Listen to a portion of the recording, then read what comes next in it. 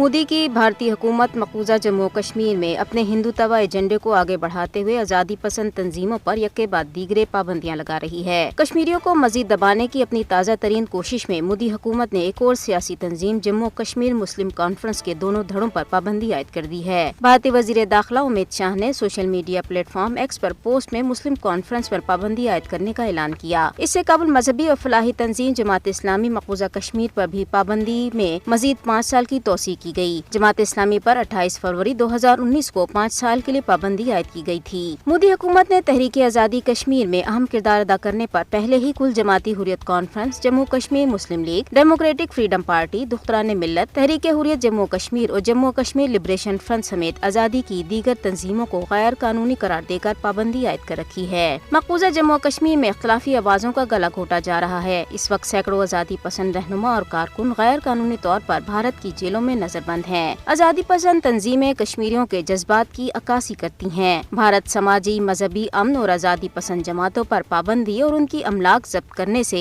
कश्मीरियों को जद्दोजहद आज़ादी से हरगिज दस्तबरदार नहीं करा सकता। सियासी तंजीमों पर पाबंदी के इकदाम से भारत की हिंदुत्व हुकूमत के कश्मीर और अमन दुश्मन और नाम नेहाद जमहूरी एजेंडे की अक्कासी होती है। इस सिलसिले में हुर्रियत रहनुमाओं ने भी कहा है कि भारतीय हुकूमत झूठे और बेबुनियाद इल्जामात के तहत सियासी तंजीमों पर पाबंदियां आयद करके इंसाफ, आज़ादी और अमन की हिमायत करने वाली आवाज़ों को खामोश नहीं करा सकती और अपने हकूक के लिए पुरम जद्दोजहद करने वाली जमातों पर पाबंदी के तबाहकुन नताइज बरामद होंगे। भारत कश्मीरियों के हक खुदरादियत की तहरीक को कमजोर करने के लिए हर घुनावना हरबा इस्तेमाल कर रहा है। यके बाद दीगे आज़ादी की हामी तंजीमों पर पाबंदी कश्मीरियों की जद्दोजहद आज़ादी को दबाने के लिए मोदी हुकूमत की मायूसी का भी इजहार है। न इधर मोदी को याद रखना चाहिए कि आज़ादी पसंद ग्रोहों पर पाबंदी अहले कश्मीर को मुतासिर और उनके आहनी अज़्म को कुचल नहीं सकती। अक़वाम मुत्तहिदा को चाहिए कि वो मकबूजा कश्मीर में इंसानियत के खिलाफ जारी संगीन जराइम का नोटिस ले और तनाज़ा कश्मीर के हल के लिए भारत पर दबाव डाले।